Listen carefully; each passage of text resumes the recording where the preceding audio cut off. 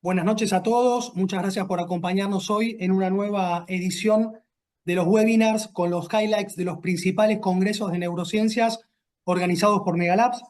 Mi nombre es Ignacio Tahuada, soy el gerente de Neurociencias Megalabs para Latinoamérica y es un placer darles la bienvenida a esta edición que vamos a tratar acerca del Congreso Internacional de Enfermedad de Parkinson y desórdenes del movimiento que se llevó a cabo hace muy poquito, hace menos de un mes, en Filadelfia, Estados Unidos. El día de hoy nuestros speakers van a ser la doctora Emilia Gatto desde Argentina y el doctor Eric González Delgado desde Bolivia. Emilia es médica neuróloga, es directora asociada de la carrera de médico especialista en neurología de la Universidad de Buenos Aires. Además, es jefa de área de enfermedad de Parkinson y movimientos anormales de INEVA. Es miembro del International Executive Committee y co-chair del Comité de Educación de la sección panamericana de la Movement Disorder Society. Eric, por su parte, es médico neurólogo, es miembro numerario de la Movement Disorder Society y es vocal de la Sociedad Boliviana de Neurología. Les agradezco mucho, Emilia y Eric, por tomarse el trabajo de poder resumir un congreso tan largo en este webinar que va a durar una hora y media.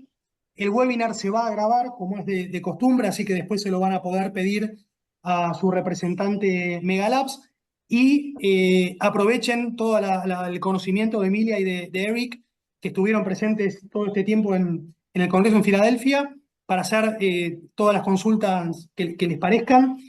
A partir de que empiecen sus disertaciones, ya pueden escribir en el chat las preguntas y las vamos a leer al final de las disertaciones de cada uno. Así que bueno, gracias nuevamente y sin más lo dejo con la doctora Emilia Gatto. Hola, buenas noches a todos. Muchísimas gracias, Nacho, y muchísimas gracias al Laboratorio Megalab por esta invitación. Y bueno, sin más preámbulos, vamos a tratar junto con mi colega, el doctor Eric González Delgado, de transmitirles las novedades o los puntos que a nuestro criterio fueron los más llamativos o más relevantes de este Congreso. Como primera medida, ustedes saben que en la actualidad hay una tendencia a clasificar biológicamente a las distintas entidades que conforman los trastornos del movimiento. Y no escapa de esta clasificación la enfermedad de Huntington. Esta clasificación trata de estadificar a la enfermedad de Huntington desde lo que se llama un estadio cero, que es aquella circunstancia donde tenemos un individuo absolutamente asintomático que es portador de la mutación correspondiente a la huntingtina, pero que hasta ese momento no presenta ni hallazgos por biomarcadores, ni hallazgos patológicos, digamos, ni hallazgos neuroimagenológicos que puedan hablar de un inicio de la enfermedad. Esto se llama estadio 1, estadio 0 de la enfermedad de Huntington. Y esto es importante porque va a determinarnos, bueno, el momento en que nosotros vamos a tener que iniciar, cuando tengamos disponible, alguna terapia modificadora de enfermedad. El estadio 1 será aquel en el que, además de esa mutación, de ser portador de la mutación, el individuo va a presentar en los marcadores por neuroimágenes algún pequeño cambio que ya esté hablando de este desarrollo, de este proceso que se va llevando a cabo. El estadio 2 será aquel donde a los otros dos criterios se le va a sumar también la presencia de algunas alteraciones, sobre todo en test neurocognitivos, que son muy sutiles, pero que hasta ese momento el paciente no va a manifestar ningún tipo de signo o sintomatología. Y el estadio 3 es cuando Además de estos tres criterios previos, se suma algún signo motor muy sutil o precoz que pueda estar dando evidencia de las manifestaciones ya visibles, objetivables del proceso de esta enfermedad. Pero tal vez, ¿por qué es importante esto? Porque en los últimos años se ha aprendido que la enfermedad de Huntington, además de ser una enfermedad del neurodesarrollo, de la neurodegenerativa, es una enfermedad del neurodesarrollo.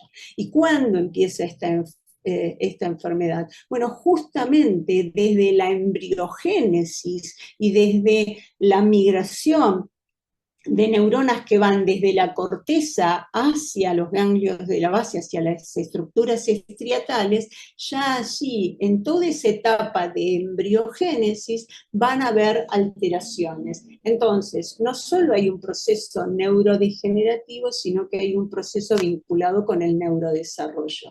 Más aún, se sabe que existen en la enfermedad de Huntington mecanismos vinculados con mosaicismo. Este mosaicismo somático quiere decir que una misma célula, el número de expansiones del gen mutado de la huntingtina puede amplificarse dependiendo de los distintos subtipos celulares. Y a su vez esto va a traer aparejado que cuando el número de expansiones sea muy grande, esas mismas células van a empezar a sufrir una serie de cambios o de modificaciones que van a culminar en mecanismos de apoptosis. Y estos cambios no se van a producir en forma sincrónica en todas las neuronas, siendo mucho más afectadas las neuronas estriatales.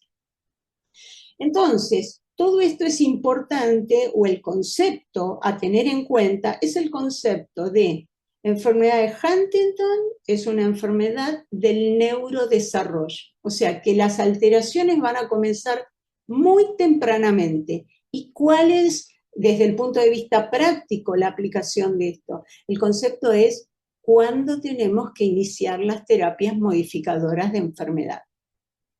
Pero más aún, en los últimos años sabemos que existe un consorcio internacional llamado ENROLL, que es un registro epidemiológico de individuos expuestos o individuos en riesgo y pacientes con enfermedad de Huntington. Y algo muy importante que ha surgido de este registro epidemiológico y demográfico a nivel global es que se han analizado aquellos individuos que son familiares en riesgo, vale decir, individuos jóvenes que todavía no tienen expresión de la enfermedad, tratando de identificar si existe potencialmente algún biomarcador que pueda anteceder por años como y anteceder por años el inicio neurodegenerativo de la enfermedad.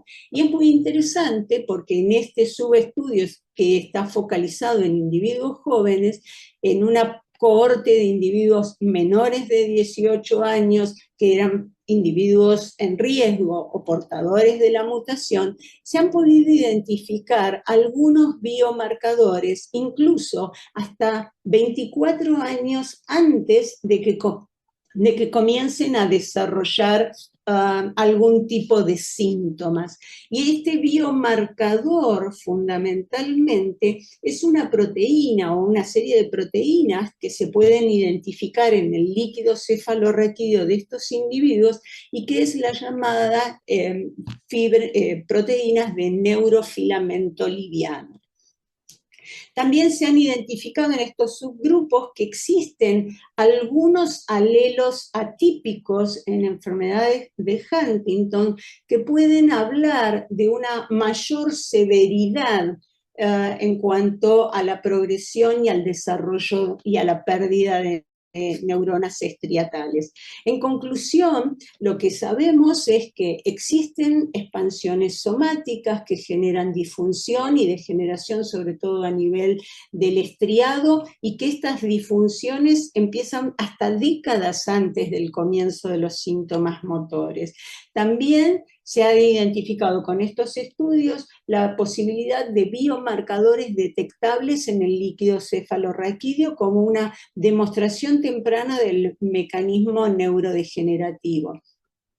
También se ha visto que estos individuos con expansiones somáticas, digamos, hay una cierta estabilidad entre el estadio 0 y el estadio 1, que hay alelos atípicos que tienen un efecto que acelera la neurodegeneración y fundamentalmente el objetivo de todos estos estudios es tratar de prevenir de alguna manera la cascada de eventos que van a llevar a la neurodegeneración y a la muerte neuronal y a la expresión fenotípica completa de la enfermedad de Huntington, que como ustedes saben es una enfermedad devastadora. Ahora, típicamente sabemos que la enfermedad de Huntington se vincula con una mutación en el gen codificante de la huntingtina, pero esto solo no alcanza a explicar la variabilidad fenotípica o la expresión total de la enfermedad. Entonces, en los últimos años, a través del desarrollo de la neurogenética y sobre todo de las técnicas de genotipificación de WAS, se han identificado otros genes que actúan como modificadores del gen de la huntingtina. Y estos son genes que pueden anticipar la expresión fenotípica de la enfermedad hasta 8 años, o incluso algunos de ellos hasta retrasar en más de 15 años el inicio de los síntomas. Y es muy interesante tener en cuenta que muchos de estos genes se encuentran vinculados o son genes que codifican proteínas que están vinculadas con la reparación del ADN. Y algo que es súper interesante es que estos genes que les acabo de mencionar y vinculados en la reparación de ADN podrían ser a futuro blancos terapéuticos. En este slide súper complejo, lo que quiero reflejarles es que en la enfermedad de Huntington no hay un solo mecanismo involucrado en la neurodegeneración, que hay cambios que se producen a nivel de sinapsis, que hay cambios en la transmisión, en el transporte de proteínas, que hay fenómenos inflamatorios, que hay cambios a nivel del núcleo, que hay alteraciones a nivel mitocondrial, que hay estrés oxidativo, y por lo tanto esto abre la posibilidad a que el abanico de posibilidades terapéuticas sea muy amplio. En ese sentido, en los últimos años, los llamados oligonucleótidos antisentidos, ya sea a nivel nuclear o a nivel citoplásmico, distintas formas de oligonucleótidos actuarían silenciando a la proteína mutada, a la huntingtina mutada, y de esa manera evitar la cascada de eventos que van a llevar a la neurodegeneración. Es por eso que en los últimos años asistimos al desarrollo de un sinnúmero de posibles nuevas terapias. Y esas posibles nuevas terapias, algunas son lo que llamamos terapias génicas, que van a actuar sobre el ADN nuclear, por ejemplo, técnicas de CRISPR-Cas9 o técnicas de zinc finger, que van a actuar sobre el ADN. Hay otras técnicas que van a actuar sobre lo que se llaman splicing alternativos, otras que van a modular de alguna manera el ADN y el ARN de la huntingtina, digamos, codificante de la huntingtina. Otros van a ser oligonucleótidos, ya sea microARNs u oligonucleótidos antisentidos, y otros van a actuar sobre inflamación. O sea, tenemos alternativas para cada uno de estos posibles blancos terapéuticos.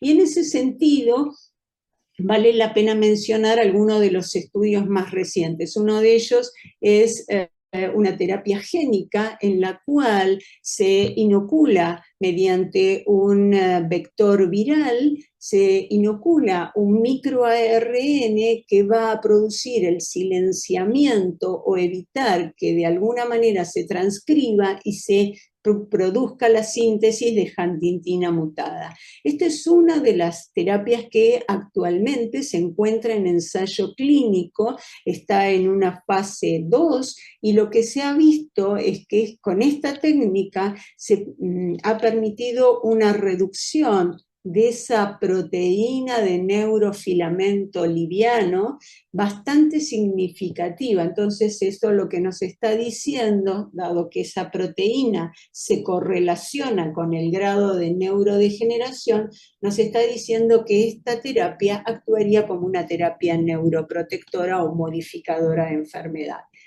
También existen otras técnicas llamados oligonucleótidos antisentido que nuevamente lo que pretenden es silenciar la expresión de la huntingtina.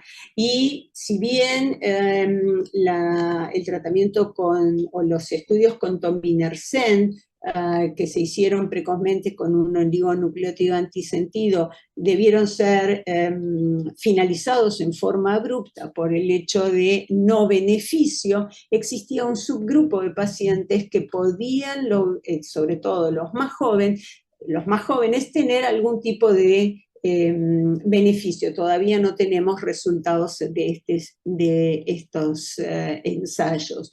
Este ensayo, este oligonucleótido, debe ser administrado por vía intratecal, y algo que no es menor es que la frecuencia de administración intratecal es promedio cada 8 semanas, de 8 a 16 semanas. También hay otros oligonucleótidos antisentidos, pero que, como el B0659, pero que están en una etapa todavía muy precoz.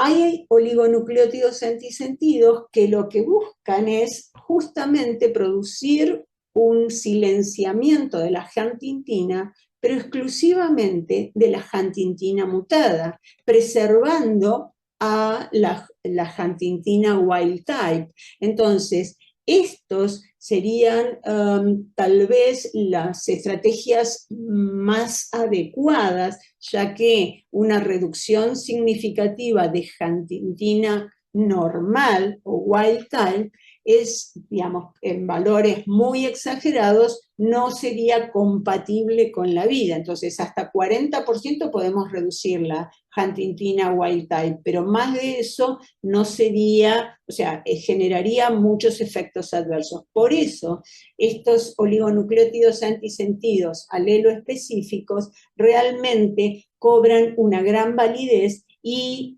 aparecen como terapias muy prometedoras, pero por el momento son muy prometedoras en mostrar una reducción en la neurodegeneración medidos en términos de proteína de neurofilamento y en términos de reducción de volumen del caudado y del putamen. Sin embargo, en la práctica, en lo que acontece a las escalas motoras, lo que se ha visto es que si bien hay una tendencia a reducir la severidad de esas escalas, esa tendencia por el momento no alcanza un rango estadísticamente significativo.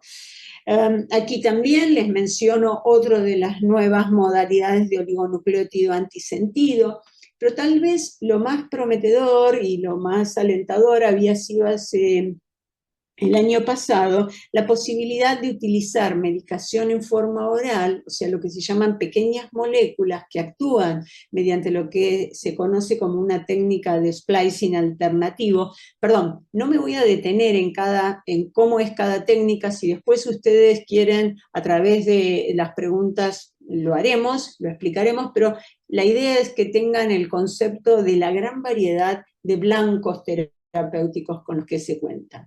Volviendo a esto, el año pasado digamos, nos habíamos ilusionado todos con la técnica de pequeña molécula que generaba un splicing alternativo y de esa manera la no síntesis de huntingtina, pero que lamentablemente este estudio con la medicación denominada Branaplam se canceló por efectos adversos. No obstante ello, estas técnicas o estos blancos de pequeñas moléculas se han utilizado para otras pequeñas moléculas que en la actualidad están siendo testeadas.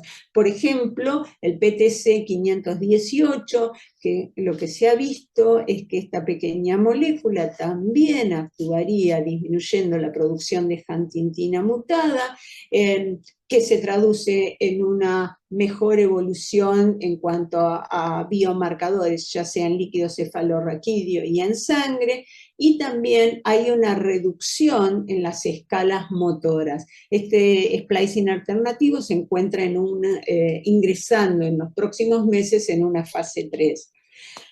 También algo que es muy interesante es que no todos los pacientes con Huntington van a desarrollar una enfermedad tan severa o una expresión fenotípica tan severa de la enfermedad. Esto ya se evaluó en Alzheimer y en otras patologías. Y eso aquí lo que surge como el concepto de resiliencia. Es decir, se propone que aquellos individuos que tienen menor severidad sintomática, aún con un mismo número de repeticiones de la expansión del triplete CAG, y que tienen una enfermedad menos severa, posiblemente puedan tener algún mecanismo que actúe como protector. Y así se han identificado algunos anticuerpos circulantes en estas subpoblaciones que expresan fenotipos menos graves. Entonces, estos anticuerpos que se han identificado en la actualidad están siendo testeados como posibles terapias y, de hecho, tenemos un estudio ya en fase 2, justamente con uno de estos anticuerpos de resiliencia, que lo que se ha demostrado es que aumenta la fagocitosis de huntingtina mutada y de esa manera reduce los mecanismos de inflamación en la enfermedad de Huntington. Otra de las técnicas o otra de las terapias son las terapias vinculadas. Yo les dije que se han conocido genes que están involucrados en la reparación de ADN que pueden anticipar la expresión fenotípica de la enfermedad de Huntington o retrasar la expresión fenotípica. Estos genes son genes involucrados en lo que se llama la reparación del mismatch del ADN. Y se ha visto que algunos de ellos, como el FAN1 o sobreexpresar el FAN1, va a retrasar el inicio de los síntomas, en tanto que por el otro lado hay otros genes como el MESH-H3 que podrían actuar favoreciendo una anticipación y una aceleración del mecanismo neurodegenerativo. Entonces, estas dos técnicas están apareciendo como blancos potenciales y así aparecen, por ejemplo, sobreexpresión o estimulación de la expresión del FAN1 como una manera de retrasar significativamente la aparición de la enfermedad. También día a día se identifican nuevos genes moduladores en cuanto a la producción de digamos, genes moduladores sobre el gen de la huntingtina. Y estos se han producido técnicas o blancos de splicing moduladores, haciendo que si yo reduzco alguna de la expresión de estos genes, puedo retrasar la aparición de la enfermedad. aquí nuevamente mostrarles esta variación de terapias o de abordajes terapéuticos dirigidos a esos genes involucrados en la reparación de ADN. También hay otros fármacos, y ya dirigiéndonos a lo que son las terapias sintomáticas, donde, como en este caso, este fármaco, que es un fármaco ya previamente conocido, actuaría o tendría una función muy similar a la tetrabenazina, a la valbenazina, en el sentido de actuar como inhibidores de los transportadores tipo 2 de monoaminos vesiculares. Esto es simplemente un nuevo abordaje, un nuevo fármaco para controlar los movimientos coréicos. También hay otros fármacos como agonistas alostéricos de receptores NMDA que inicialmente se pensaron como moduladores o modificadores de la evolución de la enfermedad, pero que se vieron que en la práctica podrían ser muy útiles, sobre todo en preservar las funciones cognitivas de los pacientes con Huntington. Y ahora nos movemos a otras patologías, por ejemplo, la demencia por cuerpos de Lewy. Y acá es interesante porque siempre se ha discutido si la demencia por cuerpos de Lewy y la demencia asociada a la enfermedad de Parkinson corresponden a una misma entidad o no, si no son más de lo mismo. Sabemos que en la demencia por cuerpos de Lewy existen distintos mecanismos involucrados: autofagia, depósito de amiloide, neuroinflamación, alteración mitocondrial, y que hay algunos genes que se han identificado como genes predisponentes o genes de riesgo para el desarrollo de demencia por cuerpo de Lewy. Ahora, lo interesante es que como les mencionaba previamente, para muchos autores, la demencia asociada a la enfermedad de Parkinson o la demencia por cuerpos de Lewy no es más que una entidad, un continuo. Sin embargo, lo que hemos visto es que hay algunas diferencias. ¿Y cuáles son esas diferencias? Bueno, los estudios histopatológicos histopatológicos y los estudios funcionales, los PET, han permitido ver diferencias en cuanto a la concentración de beta-amiloide o de depósitos de amiloide en los pacientes con demencia por cuerpos de Lewy con respecto de los pacientes con Parkinson y demencia. Y algo que es muy interesante es que en los últimos años, en los últimos 2 años, han aparecido otros biomarcadores muy interesantes, que es el RT-QuIC, que es la presencia de depósitos de alfa-sinucleína que pueden ser fosforiladas, que pueden ser identificados ya sea en líquido cefalorraquídeo o por punch de piel. Y en este biomarcador aparece como bastante selectivo para las sinnucleinopatías. No obstante ello, vamos a ver que los depósitos de alfa-sinucleína fosforilados no son todos iguales, aún en las mismas sinnucleinopatías. Y por otro lado, lo que se ha visto y lo que apareció muy en auge durante todos estos congresos, estos últimos 2 congresos, es la coexistencia de distintas patologías. Por ejemplo, nosotros clasificamos las enfermedades en alfa-sinucleinopatías, tauopatías, Alzheimer, y ahora hemos aprendido que muchas de estas entidades conviven y hallazgos histopatológicos que hacen que coexistan depósitos de proteína tau, depósitos de amiloide y depósitos de alfa-sinucleína. Estas copatologías hacen que en la actualidad, por ejemplo, en la enfermedad por cuerpos de Lewy y en la enfermedad de Parkinson, la distribución del beta-amiloide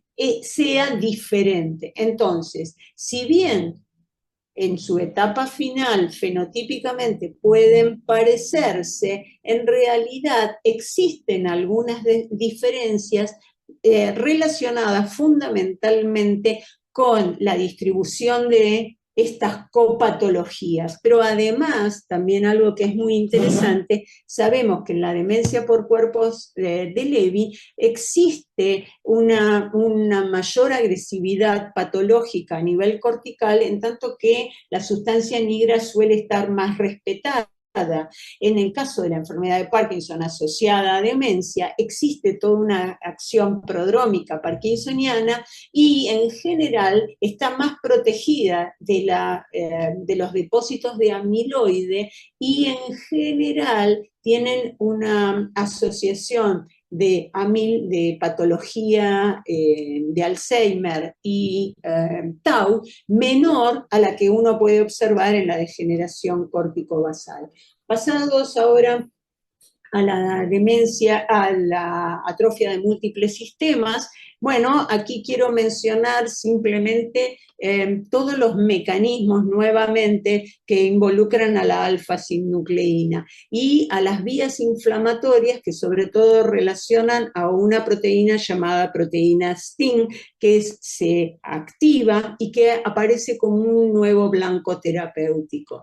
Entonces, vamos a pasar rápidamente a ver, a testear algunas de las estrategias terapéuticas actuales, oligonucleótidos antisentidos, inhibidores de la agregación de alfa-sinucleína, drogas o blancos dirigidos a incrementar la degradación de la alfa-sinucleína a través del sistema ubiquitina proteosómico o a través de la autofagia y a través de las vías lisosomales. Perdón, voy a adelantar algunos slides para movernos ahora, sí, a vías neuroinflamatorias y a vías que traten de reducir la muerte neuronal. Aquí ejemplos de varias de estas terapias que están actualmente en boga. Algunos nuevamente, oligonucleótidos antisentidos, inhibidores de la formación de la agregación de alfa-sinucleína y drogas antiinflamatorias. Otras en este caso, es mostrarles uno de las vías vinculadas a anticuerpos dirigidos justamente contra la alfa-sinucleína que es liberada desde la oligodendroglía hacia el espacio sináptico y que va a afectar, a contribuir a aumentar más la inflamación. También hay otras técnicas que es la aplicación a través de vectores virales de factores neurotróficos como el GDNF. Otras drogas que también son pequeñas moléculas que bloquean la agregación de alfa-sinucleína y otras técnicas que también tratan de disminuir la inflamación a través de productos naturales que se ha visto que reducen la formación y la agregación mediada por inflamación de la alfa-sinucleína. También es interesante ver que en atrofia de múltiples sistemas se habla de en algunas formas, sobre todo vinculados en poblaciones orientales, a mutaciones de la CoQ2, que es parte del complejo de la coenzima Q10. Entonces, el ubiquinol aparece como una posible acción terapéutica también en estos. En PCP, infinidad de drogas también, anticuerpos dirigidos contra la proteína Tau, terapias que tratan de incrementar la degradación de las proteínas anormalmente agregadas, evitar la agregación, evitar el fenómeno inflamatorio. Todas estas son distintas técnicas. Y luego yo había hablado de biomarcadores cutáneos como que demuestran la fosforilación de la alfa-sinucleína. Y esto es muy interesante porque la alfa-sinucleína en las sinucleinopatías se va a ver realmente, va a tener la detección de esta alfa-sinucleína fosforilada, va a tener una sensibilidad y una especificidad muy alta para el diagnóstico de enfermedad de Parkinson. ¿Pero qué enfermedad de Parkinson? Aquella que tenga depósito de alfa-sinucleína. Y esto nos lleva a plantear algunas cuestiones, dado que también, como les mencioné antes, dentro de lo que se llaman clasificaciones biológicas, hoy por hoy se plantea la posibilidad de una clasificación biológica de la enfermedad de Parkinson, partiendo de aquellos individuos que tengan un gen, o sean portadores de un gen causal de la enfermedad, aquellos individuos que además de tener ese gen tengan depósitos de alfa-sinucleína y disfunción a nivel dopaminérgico detectado por marcadores neuroimagenológicos, y un segundo estadio, un estadio 2A, donde ya los síntomas empiezan a estar presentes en forma muy sutil.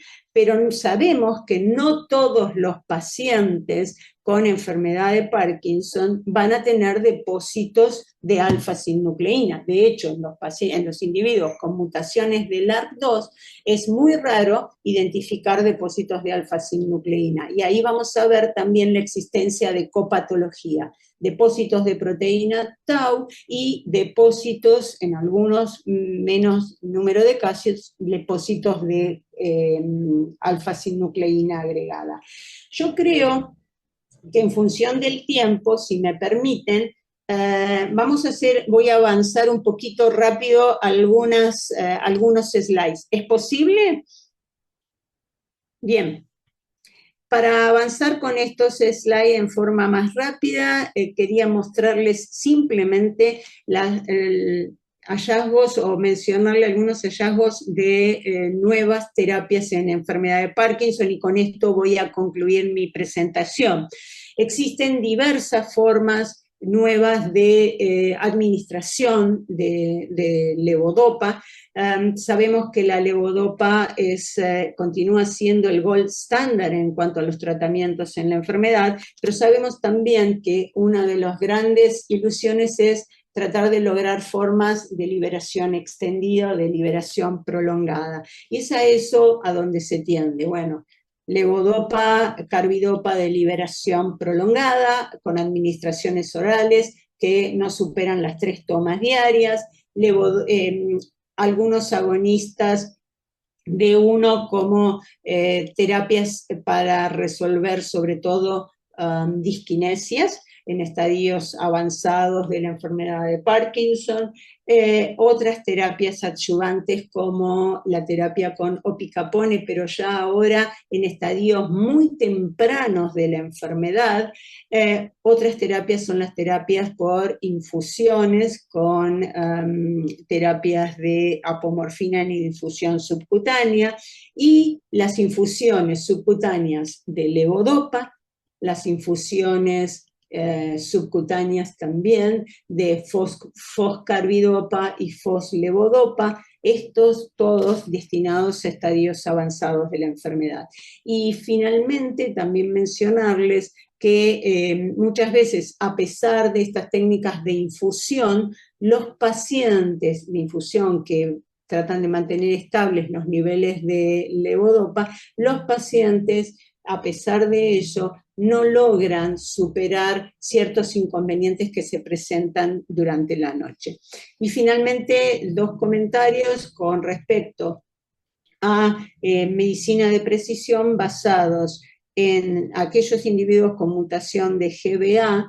En estos pacientes se ha visto que 2 terapias que vinculan elementos genéticos, uno es proveer de alguna manera factores de crecimiento que favorecen, o que mejor dicho, que actúan aumentando la producción de glucocerebrosidasa, y otros, como en este caso, es un adenovirus, es una terapia génica que lo que hace es insertar en el individuo un gen a través de un vector viral el gen productor de la glucocerebrosidasa, que es la enzima faltante en los pacientes con enfermedad de Parkinson vinculadas a déficit de glucocerebrosidasa 1.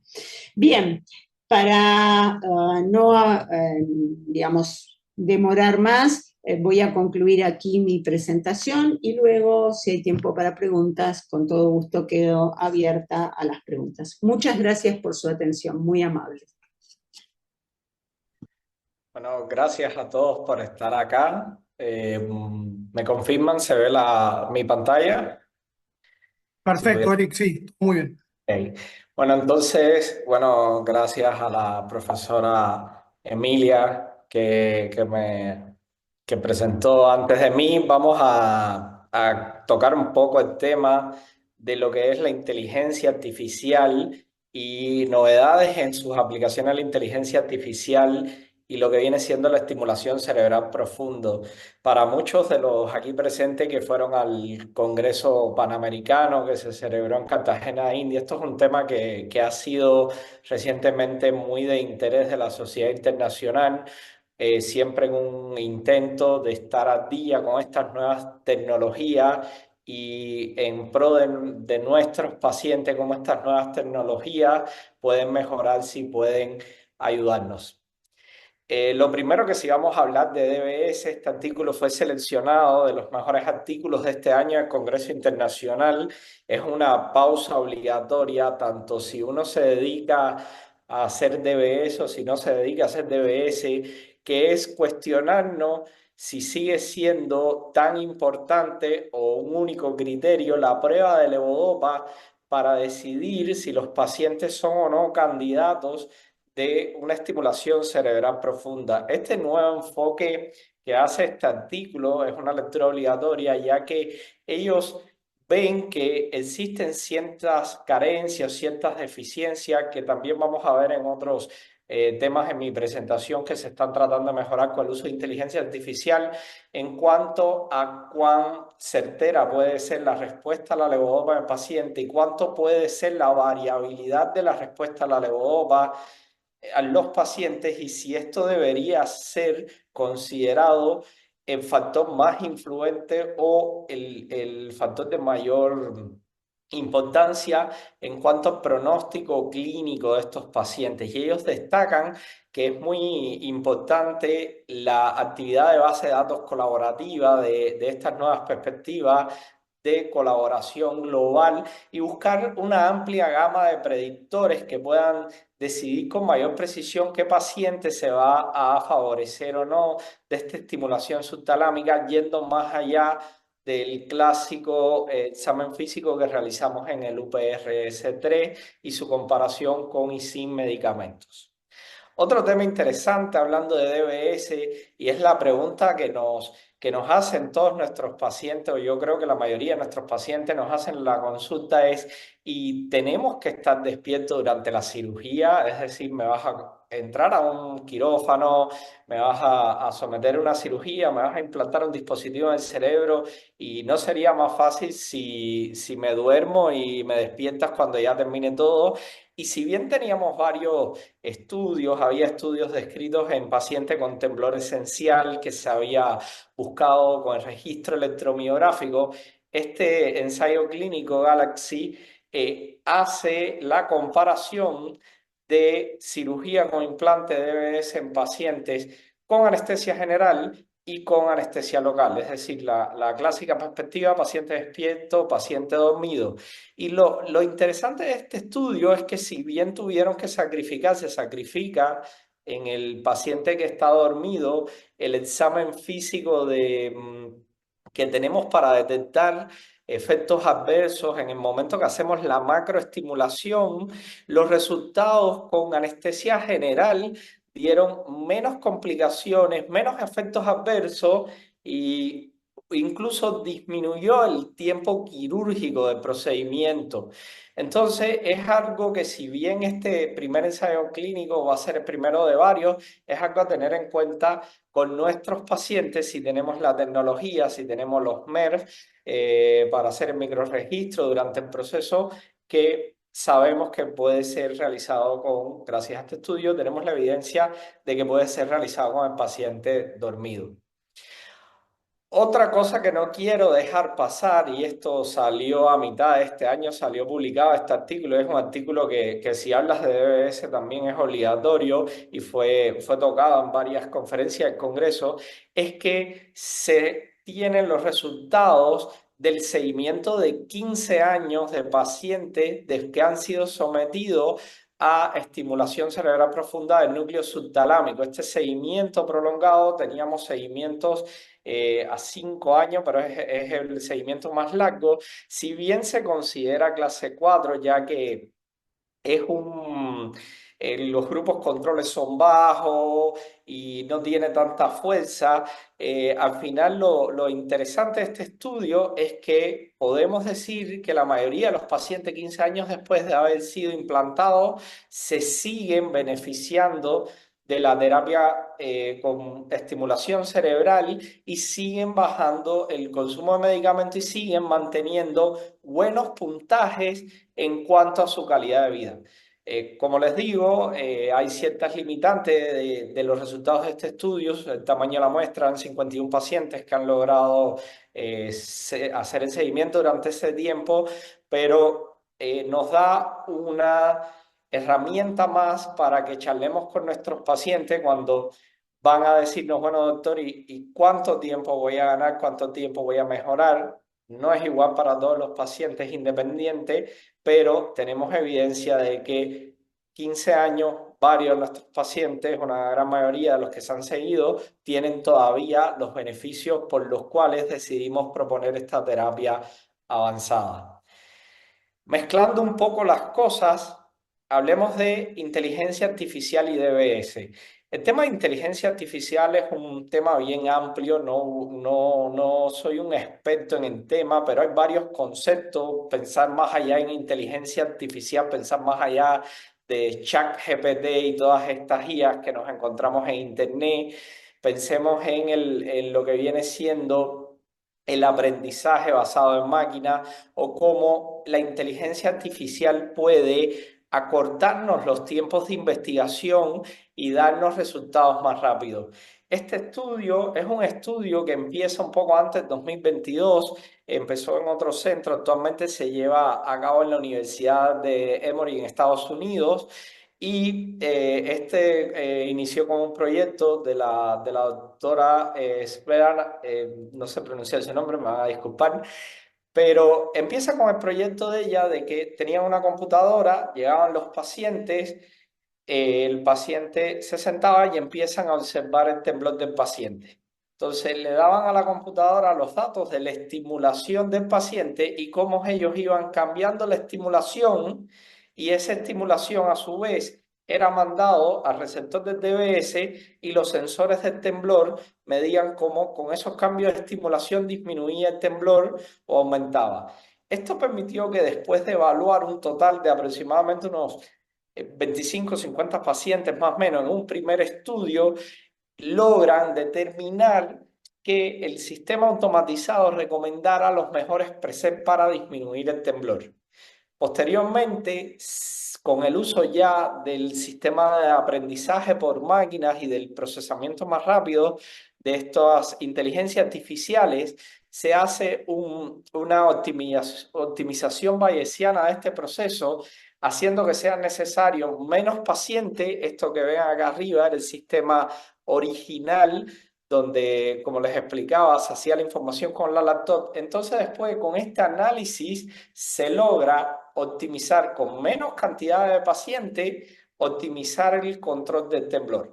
Y esto vemos los resultados. La fase 1 era esta fase mecánica, que más básica, por decirlo de alguna manera, de la computadora, la laptop, y la fase 2 del estudio es esta segunda fase que vemos acá, donde ya era con un análisis. Y fíjense cómo la recomendación, por lo general, este era el paciente de base, la recomendación con la programación elegida por el médico y la recomendación con la programación elegida automáticamente por el procesamiento de la máquina, lograban mejorar bastante los síntomas, en el caso de este estudio, el temblor específicamente.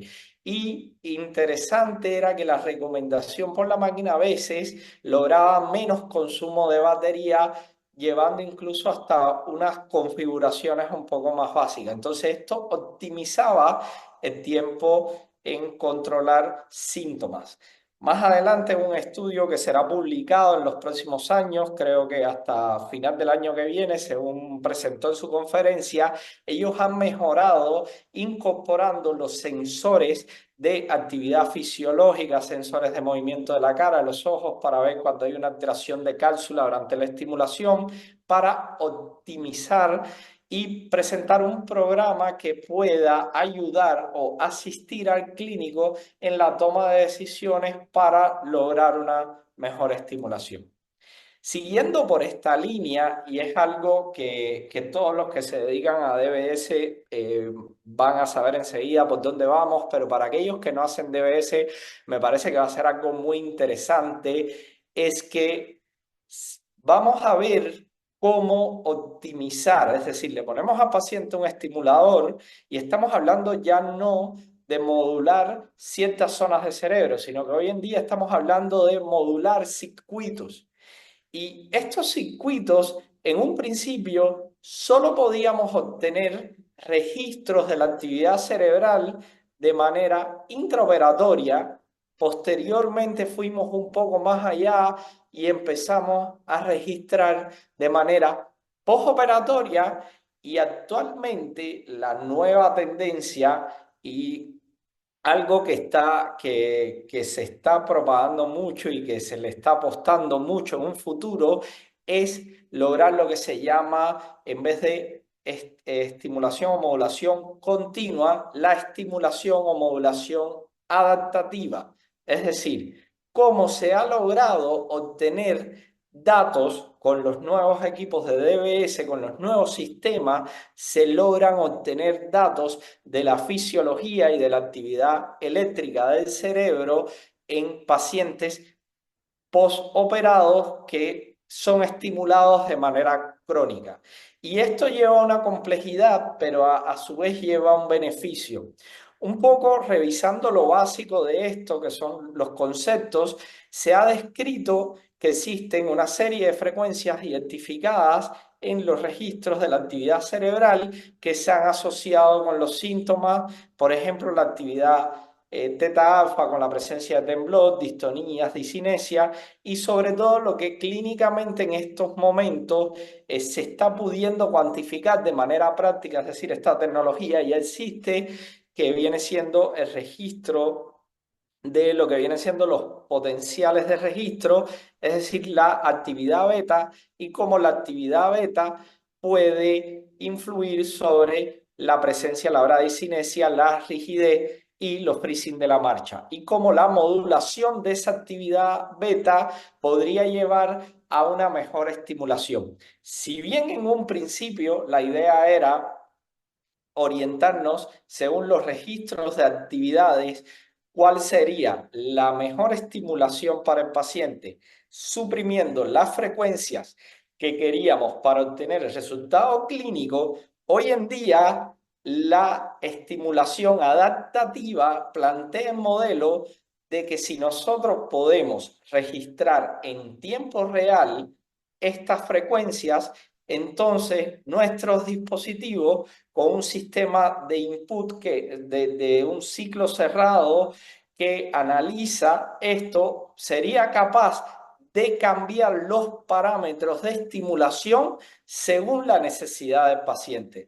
Recordemos siempre que un paciente con un DBS es un paciente que también va a tener medicación, que también va a estar sometido a factores externos como calor, deshidratación, estrés, ansiedad, y que la estimulación puede mejorar algunos síntomas, pero puede no mejorar otros síntomas.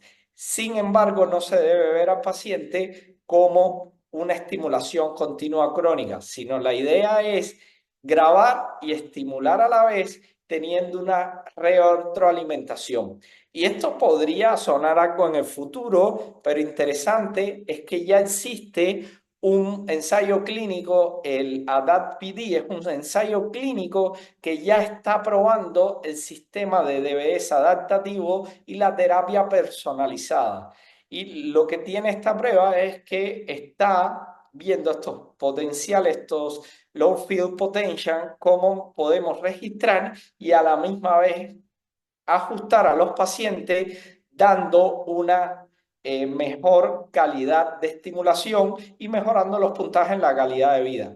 Los resultados de este estudio, de esta APD, que solamente son algunos resultados preliminares porque tiene varias aristas este estudio, esta es la que está publicada, pero va a seguir habiendo más nuevos datos, respaldan la viabilidad de estos sistemas y la seguridad para que sean aplicados en mundo real y que puedan ser aplicados en la vida cotidiana, logrando un mayor beneficio de la población. Ahora, tratando de seguir con esta línea de DBS, otras tecnologías están yendo directo hacia estimular, guiados por mapas de imágenes o por atlas de conectividad que ya se conocen. Y este es un trabajo de lo más interesante donde se analizó las diferentes redes que se veían afectadas y los síntomas que se producían al estimular en el núcleo el lugar donde pasaban los diferentes tractos. Estamos hablando de estimulación en el núcleo subtalámico. Y es interesante cómo vemos en este esquema de acá, pero bueno, acá lo tienen escrito, como por ejemplo, temblor se veía cuando se buscaba la estimulación de las vías conectadas a corteza motora primaria y cerebelo, bradicinesia, vías de tracto a corteza motora suplementaria, rigidez tractos a corteza premotora. ¿Y cómo nos sirve esto? Bueno, si bien tiene la limitante de que no existen tantos mapas de conectividad y la conectividad cambia mucho de persona a persona, la idea de esto es que cuando nos llegue el paciente a la clínica, simplemente con la obtención de estudios de tractografía realizados previamente en los pacientes y algunos datos neurofisiológicos que ya tendremos, entonces podríamos, teniendo en cuenta el síntoma predominante del paciente, tener una mejor idea o una sugerencia a través de este programa de inteligencia artificial o programa presintomático, tener una idea de cuáles serían los mejores tratos a estimular o mejor área a estimular en este paciente en específico. Como le digo, es un trabajo en progreso, los resultados en laboratorio han sido súper interesantes y bien positivos. El tema de esto es que hay mucha variabilidad en cuanto a el desempeño de los tractos y que también no existen tantas atlas de redes neuronales como existen atlas anatómicas para extrapolar y cargar en estos sistemas. Ahora vamos a cambiar un poco de DBS y vamos a hablar sobre aplicaciones de la inteligencia artificial. Estábamos viendo cómo la inteligencia artificial nos puede ayudar en estos modelos de aprensión, estos programas se pueden adaptar a nuestra estimulación para ahorrarnos tiempo con el paciente y para ayudar a una mejor calidad. Pero hablemos de inteligencia artificial en la rehabilitación. Sabemos que hay síntomas como las caídas, los problemas de la marcha y otros trastornos cognitivos que no se mejoran con el DBS, que hasta ahora una de las pocas terapias que ha demostrado beneficio es la fisioterapia. Y un tema recurrente en fisioterapia que ha ido hacia adelante y hacia atrás, pero que se demostró, es lo que se llama la terapia dual. Poniéndolo de manera sencilla, no es lo mismo tomar un vaso de agua que tomar un vaso de agua mientras camina.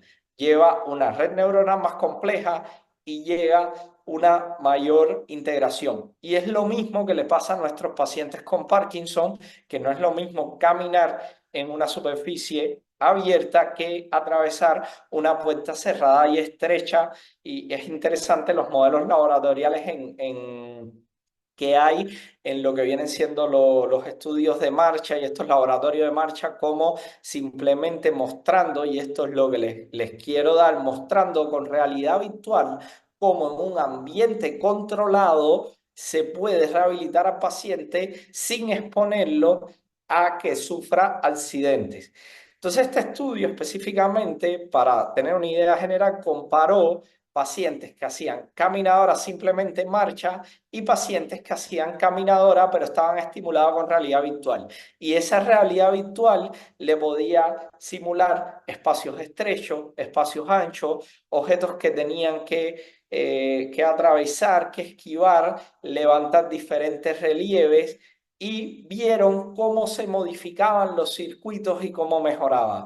Y aunque podría sonar risorio, si bien la realidad virtual hoy por hoy podemos decir que ya es historia del pasado, ya todos estamos acostumbrados a ver realidad virtual, es increíble cómo este impacto de esta realidad virtual asociada a lo que viene siendo la rehabilitación del paciente logró demostrar a corto plazo, porque el estudio no tuvo un seguimiento a largo plazo, cómo mejoraban los circuitos de marcha y cómo mejoraba la respuesta de los pacientes. ¿Y dónde entra la inteligencia artificial? Bueno, la inteligencia artificial ya se está usando en la fisioterapia. Ya existen modelos de intervenciones adaptativas, como mismo hablábamos en el DBS, de que el dispositivo se adapte a la realidad del paciente. Existen intervenciones adaptativas a través de simulaciones de realidad virtual, páginas de internet, relojes inteligentes, teléfonos inteligentes, algunos ejercicios que pueden dar un tratamiento personalizado según los problemas fundamentales que tengan nuestros pacientes.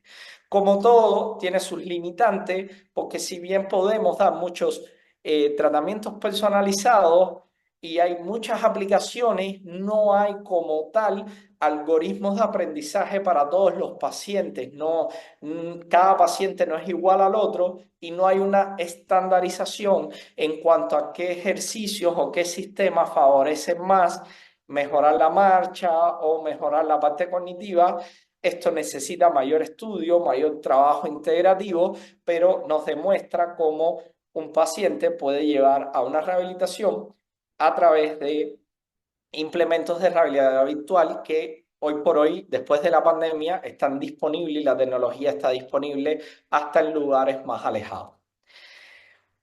Otro objetivo, y esto, si tienen la oportunidad de revisar esta sesión, me tomé el trabajo de citar la sesión, porque de verdad que me pareció, es una sesión de inteligencia artificial, me pareció una de las mejores sesiones, es cómo puede la inteligencia artificial mejorarnos en nuestros ensayos clínicos. Si me preguntan a mí como investigador, sí, me encanta la idea de que la inteligencia artificial me ayude a programar más rápido a mis pacientes, me pueda dar ciertas sugerencias, qué cosas puedo ver. Y mi pregunta es, ¿cómo me puede la inteligencia artificial usada correctamente favorecer mi estudio, mi crecimiento profesional y favorecer mis ideas de investigación? Y esta sesión denominada inteligencia artificial en la clínica de trastornos de movimiento se enfocó en ver cómo se ayudaban los ensayos clínicos y hablaba de que la inteligencia artificial ha demostrado que mejora los objetivos de los ensayos clínicos, optimiza el reclutamiento, los resultados y el descubrimiento de fármacos. Y solo voy a poner un ejemplo de los tantos que citó. Por ejemplo, esto es un dispositivo que se llama Actigraphy, es un smartwatch, pero que sirve para detectar mediante la grabación actividades y trastornos del sueño REM y de los movimientos oculares rápidos. Entonces, es una tecnología que ha demostrado ser más económica y tan sensible, o incluso a veces más sensible y más cómoda que la polisomnografía para trastornos del sueño REM y trastornos de movimiento ocular. Entonces, estos dos estudios se publicaron prácticamente a la vez. Los dos utilizaron el mismo sistema. La diferencia es que este estudio incorporaba un cuestionario sobre trastornos del sueño y este solo utilizaba el monitor, pero permitieron tener la identificación de mayor cantidad de pacientes que tenían trastornos del sueño REM.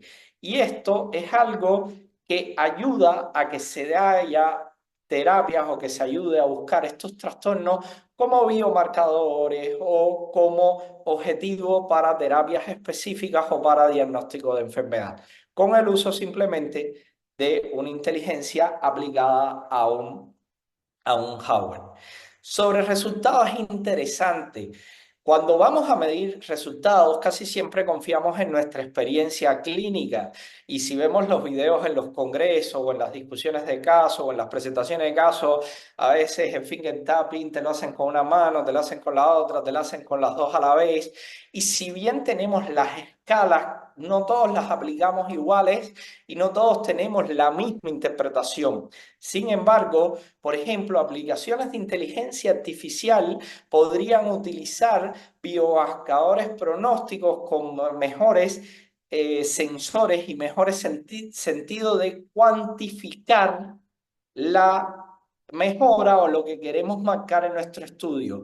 Y esto, por ejemplo, es un trabajo de investigación que utilizaba unos 6 sensores para determinar la evolución de pacientes con enfermedad de Parkinson. Y lo interesante de este trabajo es que demostró que había cambios en la evolución de los pacientes que aplicando clínicamente el UPRS-3 no eran detectables. Y esto se logró demostrar con estos sensores. Entonces, imagínense cómo podríamos afinar más nuestros fármacos, nuestra configuración, todo nuestro trabajo, utilizando ya no algo que es subjetivo, que depende de nuestra experiencia con la aplicación de escala. La inteligencia artificial también ha servido para acelerar el descubrimiento de fármacos. Si bien hasta el momento de esta revisión no hay ningún fármaco que se pueda hacer que fue directamente resultado de la inteligencia artificial, pero sí, por ejemplo, este estudio es de lo más interesante porque ellos estaban estudiando inhibidores de alfa-sinucleína y sin embargo, mediante lo que viene siendo el Active Learning, este mismo sistema que estábamos hablando con el DBS en un principio, lograron descubrir una subproteína que mejoraba más la inhibición de estas estructuras. Y esto lo que hizo fue refinar el conocimiento que ya tenían y darle una perspectiva diferente. Es por eso que el uso de la inteligencia artificial y de estos sistemas puede mejorar y puede acelerar la obtención de resultados en cuanto a fármacos y terapias. Por último, para no alargarnos más, no son todos, estos eran trabajos originales presentados como Astra en las sesiones de póster, pero que vemos hacia dónde estamos yendo con estos dos temas. Por ejemplo, este era un estudio que hablaba de cómo una inteligencia artificial hacía un análisis de voz y lograba diferenciar a los pacientes con enfermedad de Parkinson, posible enfermedad de Parkinson o pacientes normales. Lo mismo, este sistema, el BrainFoam Project, lo hacía para determinar el diagnóstico de demencia después de análisis de cambios de tonos y frecuencia de voz. Esto era para clasificar a los pacientes. Este otro proyecto, hay varios proyectos, les señalé algunos que me parecieron muy interesantes. Este es el primer proyecto que plantea, si bien hace un año en el congreso previo fue muy interesante porque había un algoritmo de inteligencia artificial que sumaba las medidas en resonancia de volumen de puente, los signos de mesencéfalo, la determinación del nigrosoma, la neuromelanina para diferenciar Parkinson de Parkinsonismo. Este proyecto utiliza PET-CT para dar algoritmos y diferenciar Parkinson de Parkinsonismos atípicos. También tenemos esta aplicación GetReady. Esta aplicación GetReady es de lo más interesante porque es una aplicación que a través de un smartwatch y de medición de sensibilidad ayuda a los pacientes a refinar la selección de candidatos para cirugía y el seguimiento en estos pacientes en el postoperatorio y cuánto mejora a los pacientes. Y a la misma vez, la aplicación da información al paciente sobre dudas que pudieran tener sobre el procedimiento o cosas que pudieran pasar que el paciente los encuentra como nuevos. Otros proyectos que me parecieron muy interesantes es el proyecto de la Movement Disorder para la creación de un diario digital para pacientes con enfermedad de Parkinson. Más de una vez me ha tocado en el consultorio hacer el documento de Word, imprimirle al paciente y decirle, me va a anotar hora por hora cada cosa. Entonces este diario me parece que es algo que nos va a ayudar mucho en entender mejor nuestros pacientes, las fluctuaciones complejas que puedan tener y optimizar los medicamentos. Este Smart PD es una página web que a través de un árbol de toma de decisiones nos hace la recomendación sobre cuáles serían las mejores opciones de tratamiento según el estadio o las complicaciones que va teniendo nuestros pacientes. Y por último, para no alargarme más, estos dos proyectos con DBS, de lo más interesante, uno que es fusionar la direccionalidad de imágenes con el registro de electroencefalograma de los electrodos, y otro es, volviendo, este se parece mucho al que les mencioné previamente, pero este está más basado directamente en utilizando relojes inteligentes, identificar mejores candidatos a los pacientes para estimulación cerebral profunda. Y me quedarían muchas cosas por mostrarle. Fue un congreso bien productivo, pero como muestra esta foto de Filadelfia que tomé de la habitación de mi hotel, empezamos de día, terminamos de noche, y siempre es importante dejar espacio para las preguntas. Así que muchas gracias a todos por estar acá.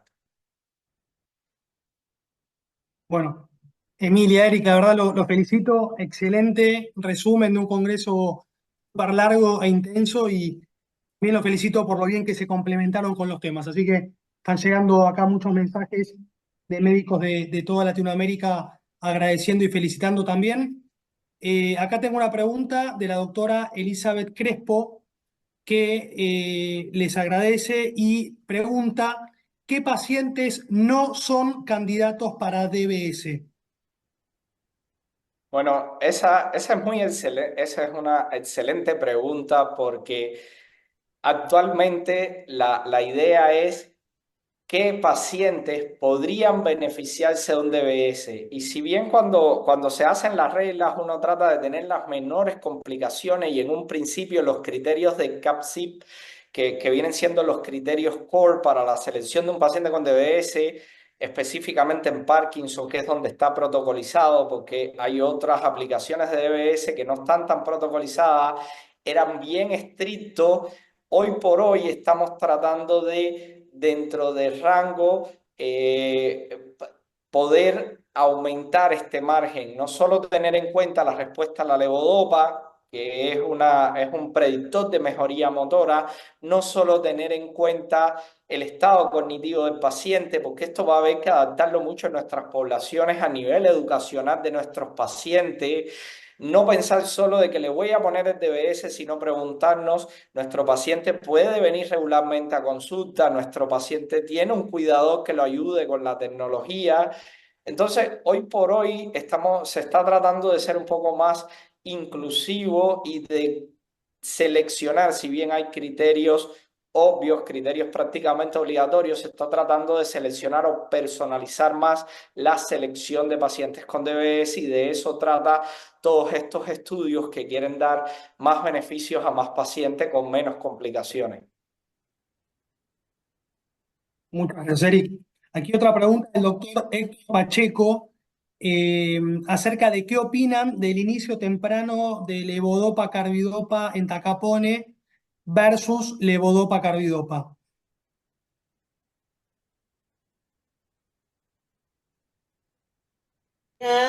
Esa pregunta tuvo respuesta hace muchos años. Se realizó cuando recién salía la combinación de levodopa-carbidopa más entacapone o tolcapone. Se realizaron estudios en pacientes naif de medicación y realmente no se vio un beneficio, y al contrario, la aparición de disquinencias fue más precoz. Cuando yo mencioné la introducción de opicapona en estadios tempranos, me refería a pacientes que ya estuvieran con algún signo de fenómeno de llamado de deterioro de fin de dosis, de wearing off. Entonces, en esos estadios, la adición de opicapona al esquema de tratamiento con levodopa, carbidopa o levodopa benseracida aparecía beneficioso. No, en cuanto al inicio, a pacientes naif de tratamiento, o sea, sin tratamiento, no se recomienda la adición de un inhibidor de la catecol-oximetiltransferasa. Muchas gracias, Emilia. Aquí el doctor José López Martínez pregunta acerca del uso de TMS en Parkinson. El TEMS es algo que ha demostrado beneficio, es algo que es impresionante como cuando se selecciona bien al paciente, cuando se realiza un correcto protocolo, cuando se utilizan las bobinas correctas, porque no todas las bobinas sirven para estimular los diferentes lugares. Una bobina para estimulación medular no es la misma bobina para estimulación craneal, y si quieres llegar a áreas profundas de corteza primaria no va a ser la misma bobina para corteza motora suplementaria. Entonces, pero yo, el TEMS, no sé la experiencia de la doctora Emilia, en mi práctica de verdad que es una herramienta a la cual recurro mucho, no solo, incluso hay algunos ensayos clínicos que han salido recientemente, hay algunos trials, control placebo, incluso en parkinsonismos atípicos, pero es una herramienta que me ayuda mucho con complicaciones que no puedo resolver de manera farmacológica o incluso a veces con terapias avanzadas, y es una herramienta bien accesible utilizada correctamente.